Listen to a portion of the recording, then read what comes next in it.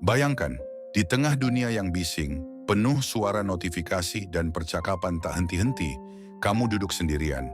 Bukan karena tidak ada orang di sekitarmu, tapi karena tidak ada satupun dari mereka yang bisa kamu ajak bicara dengan jujur.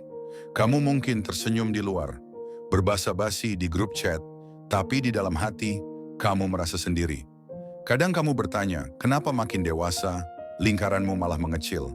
Dulu temanmu banyak, ramai, sekarang satu persatu pergi. Dan yang tersisa, entah siapa. Apakah ini tanda kamu gagal secara sosial? Atau justru kamu mulai mengenal siapa dirimu sebenarnya?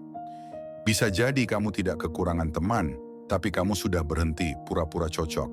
Kamu mulai tahu mana obrolan yang membuatmu hidup dan mana yang hanya menguras energi. Dan itu tidak salah. Banyak teman tidak selalu berarti bahagia. Kadang sunyi lebih jujur. Dan itu adalah langkah awal menuju kedewasaan yang sebenarnya. Biasanya kita diajarkan bahwa orang yang populer, banyak teman, dan selalu dikelilingi orang-orang itulah yang bahagia dan sukses. Tapi siapa yang menetapkan standar itu? Apakah itu kebenaran mutlak? Atau hanya warisan budaya yang kita terima tanpa sempat bertanya? Saat kamu mulai menyendiri, bukan berarti kamu aneh.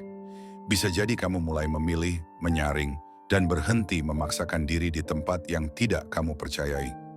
Dalam kesendirian itulah kamu mulai menyadari batasan dan kebutuhanmu. Dan justru disitulah letak kekuatanmu. Kamu tidak lagi mengejar validasi dari luar, tapi mencari kedamaian dari dalam. Maka jika kamu sedang berada di fase ini, tidak ada salahnya. Jangan takut, kamu tidak sendiri. Dan sebelum kita lanjut, jangan lupa subscribe channel ARS Pandangan Hidup dan tinggalkan komentar kamu di bawah.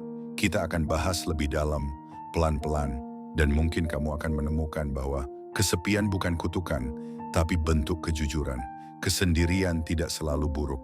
Terkadang itu adalah keputusan paling bijak yang bisa kamu ambil di tengah hiruk-pikuk sosial yang melelahkan. Orang-orang jarang melihat bahwa ada seseorang yang sedang memeluk dirinya sendiri dalam gelap, mencoba mengerti mengapa ia merasa sepi di tengah keramaian. Kita sering salah paham, mengira orang yang terlihat diam itu tidak bahagia. Padahal bisa saja mereka sedang melalui proses penyembuhan paling penting dalam hidup mereka. Mereka bukan menghindar, tapi memilih menjaga jarak dari hal-hal yang tidak tulus. Mungkin juga mereka sedang belajar untuk mencintai diri sendiri dari awal dengan sepenuh hati. Mereka tahu luka yang lama tidak bisa sembuh dengan pura-pura baik-baik saja. Maka jika kamu pernah merasa seperti itu, peluklah dirimu. Kesendirianmu bukan kelemahan. Ia bisa menjadi ruang aman, tempatmu tumbuh dengan cara yang tidak bisa dipahami orang lain. Dan itu bukan sesuatu yang harus kamu sembunyikan dari dunia. Penelitian dari UCLA menunjukkan bahwa kesepian yang berkepanjangan bisa mengaktifkan area otak yang sama dengan rasa sakit fisik. Artinya, otak kita memperlakukan kesepian seperti luka nyata. Ini menjelaskan mengapa perasaan sepi bisa begitu menyiksa, meskipun secara fisik kita baik-baik saja. Ketika seseorang terlalu lama merasa sendiri, tubuhnya mulai percaya bahwa ia sedang diserang, meski tidak ada musuh. Sunyi bisa terasa seperti ancaman. Malam hari menjadi waktu yang berat. Notifikasi sepi, ruangan redup, tapi pikiranmu gaduh. Kamu mulai bertanya-tanya, kenapa aku begini? Kenapa mereka menjauh? Atau jangan-jangan akulah yang menjauh? Dan pertanyaan itu perlahan berubah menjadi kesimpulan. Aku tidak dibutuhkan.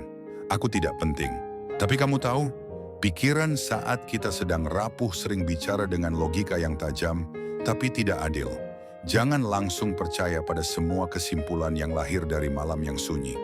Mungkin itu hanya cara tubuhmu bertahan di tengah badai yang belum selesai.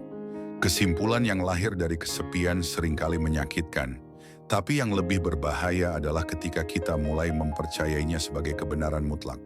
Seseorang yang menarik diri belum tentu tidak ingin berteman. Bisa jadi ia terlalu lelah untuk berpura-pura kuat. Ia ingin didekati, tapi tidak sanggup memulai. Ia butuh teman, tapi takut kecewa. Dalam kondisi seperti ini, penting untuk tidak memaksa. Jangan menilai seseorang hanya dari seberapa ramai hidupnya. Ada orang-orang yang tampak dingin di luar, tapi sebenarnya hangat jika kamu bisa mendekat dengan cara yang tepat. Mereka mungkin tidak ingin ditanya terlalu banyak, tapi diam-diam ingin dimengerti. Mereka ingin tahu bahwa ada yang peduli tanpa harus menjelaskan segalanya. Maka jika kamu mengenal seseorang seperti itu, cukup hadir. Tidak harus dengan kata-kata. Kadang kehadiran yang tulus jauh lebih menyembuhkan daripada ribuan nasihat yang tidak diminta. Kita semua sedang belajar, termasuk mereka yang diam. Banyak orang memilih diam bukan karena tidak butuh teman, tetapi karena tidak ingin menyakiti siapapun ketika pikirannya sedang kacau. Mereka sedang bergulat dengan perasaan yang bahkan sulit mereka jelaskan pada diri sendiri. Dalam keheningan itu, mereka mencoba menata luka, satu persatu tanpa membuat suara. Kadang mereka merasa bersalah karena menjauh, tapi di sisi lain, mereka tidak punya energi untuk bersosialisasi seperti biasa.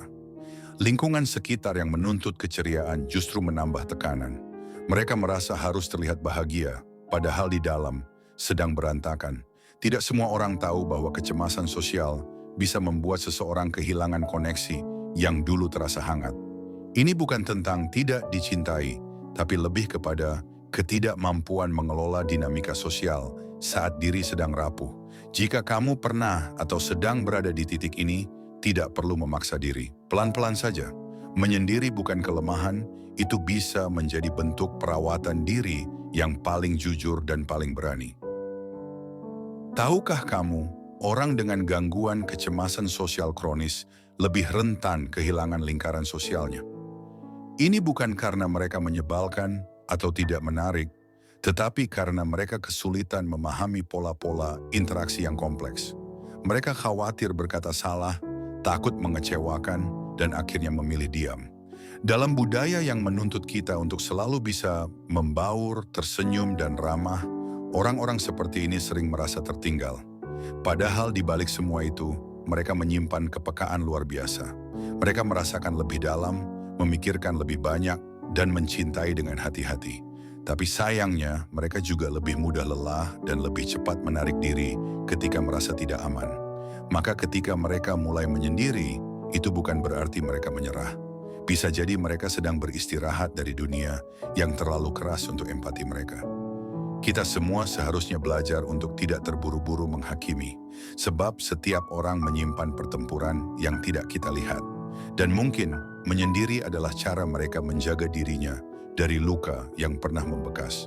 Ada tantangan besar yang sering terlupakan.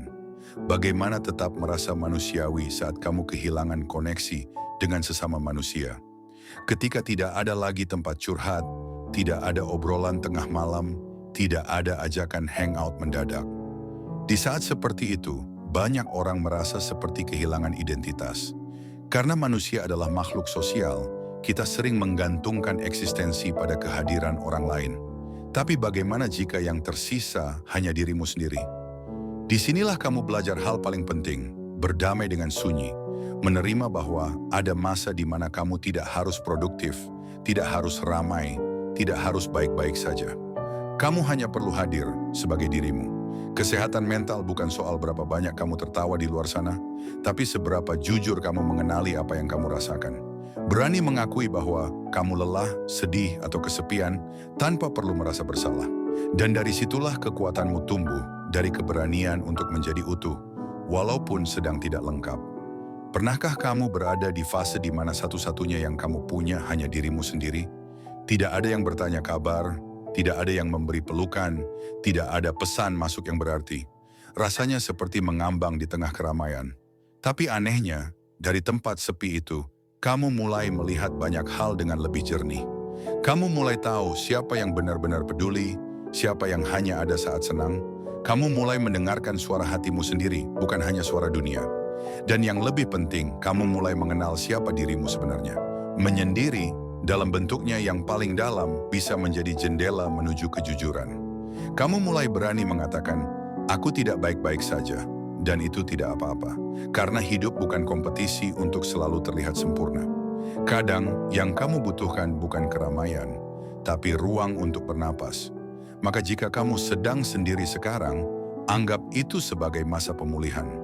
Bukan akhir segalanya, tapi awal dari versi dirimu yang lebih sadar. Ada satu hal penting yang sering tersembunyi di balik luka. Masalah kepercayaan. Ini mungkin terdengar sederhana, tapi bagi sebagian orang, percaya adalah proses panjang yang dipenuhi bekas luka. Tidak semua orang yang terlihat tertutup itu dingin.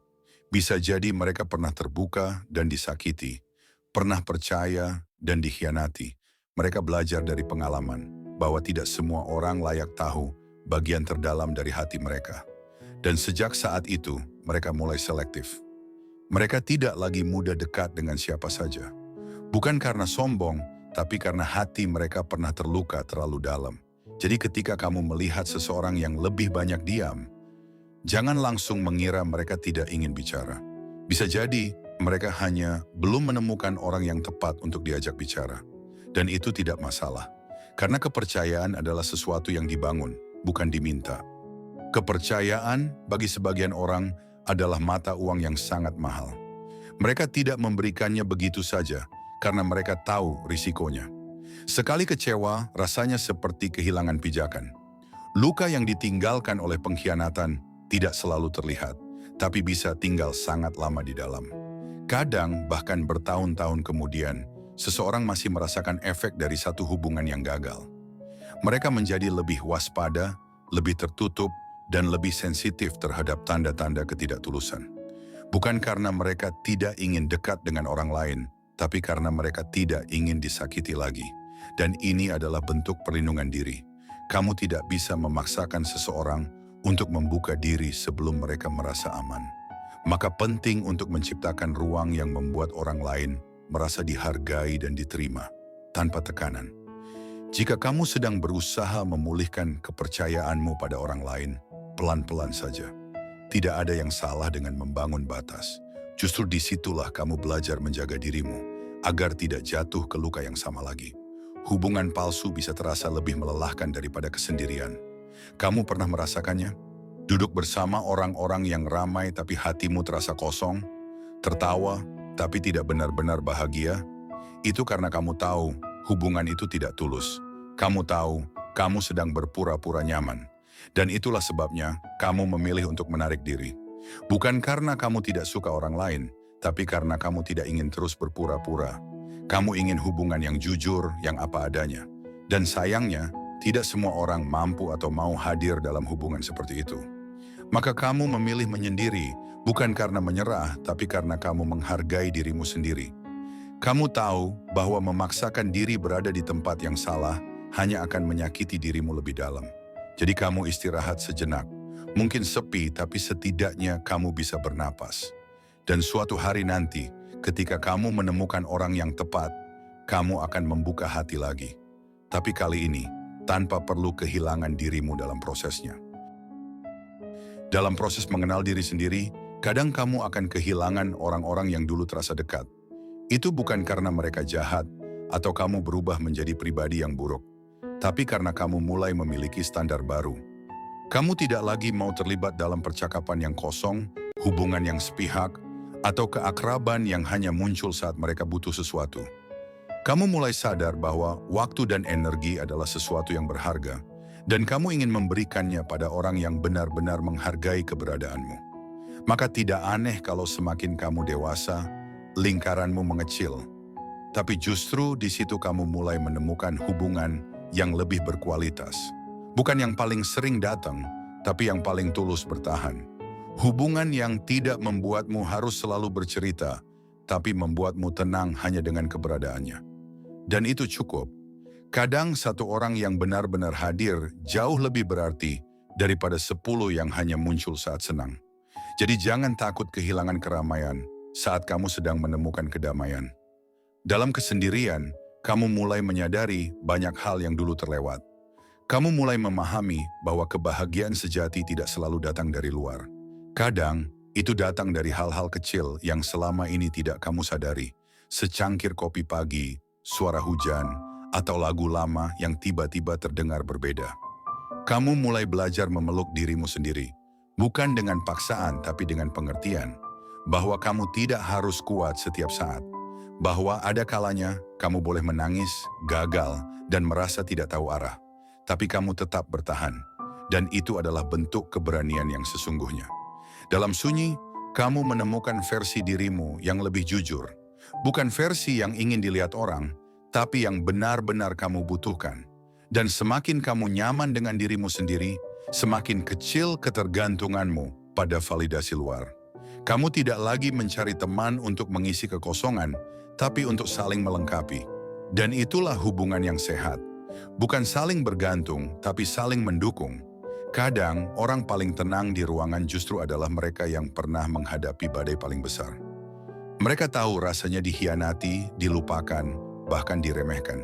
Tapi mereka memilih diam, bukan karena kalah, tapi karena tidak ingin membuang energi pada hal yang tidak penting lagi.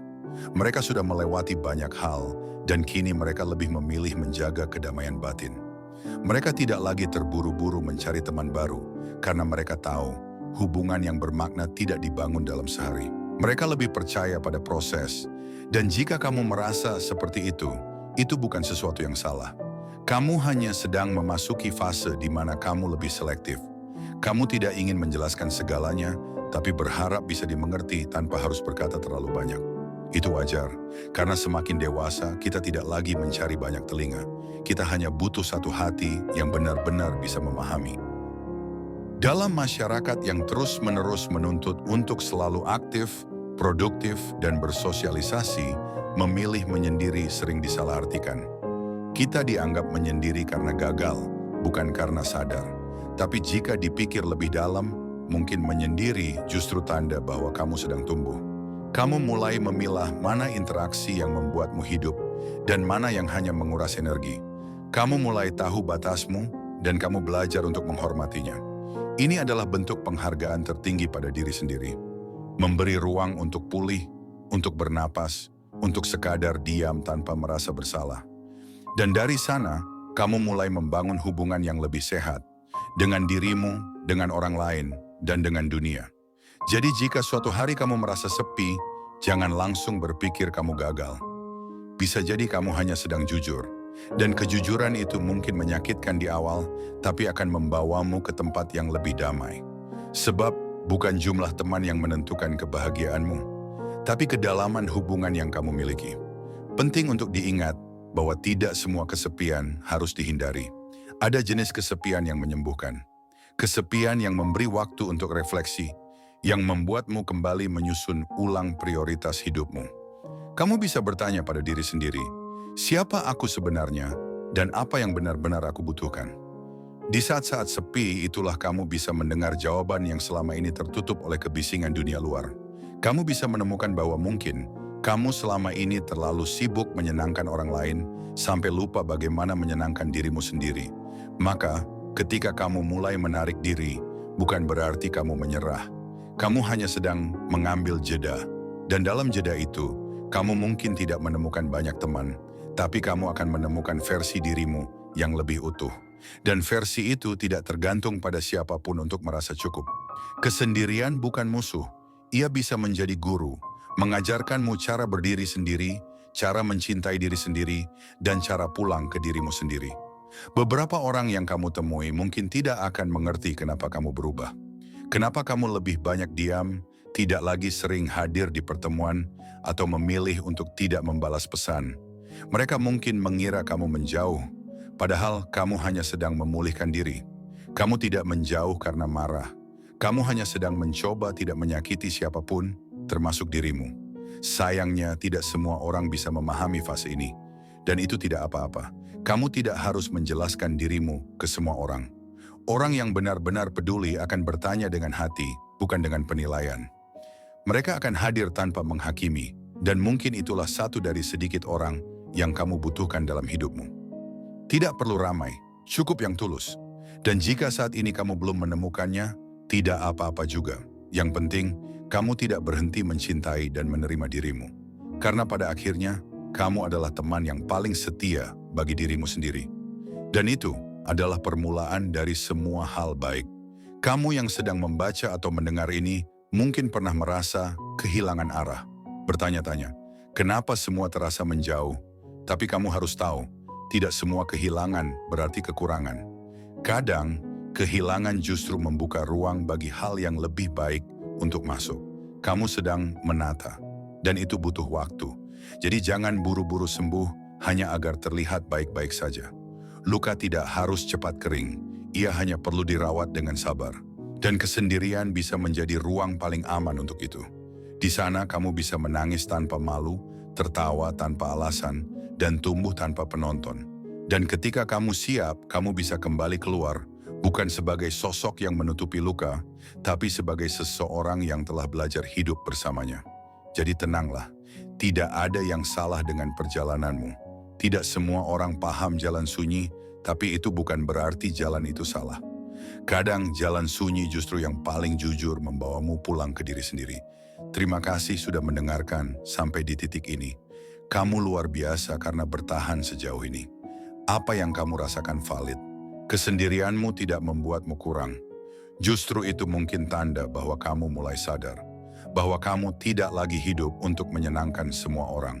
Bahwa kamu mulai mencintai dirimu, sebagaimana kamu layak dicintai. Jangan buru-buru merasa gagal hanya karena hidupmu tidak ramai. Kadang, hidup yang tenang adalah pilihan terbaik yang bisa kamu ambil. Jika kamu sedang merasa lelah, istirahatlah. Jika kamu sedang merasa sendiri, peluklah dirimu dengan pengertian. Dan ingat, kamu tidak benar-benar sendiri. Ada banyak orang yang sedang melalui proses yang sama, termasuk aku dan kamu. Jadi sebelum kamu pergi, aku ingin mengajak kamu untuk subscribe channel ARS Pandangan Hidup. Mari kita bangun ruang aman bersama, tempat kita bisa berpikir, merasa, dan tumbuh tanpa harus pura-pura kuat. Sampai jumpa di video selanjutnya.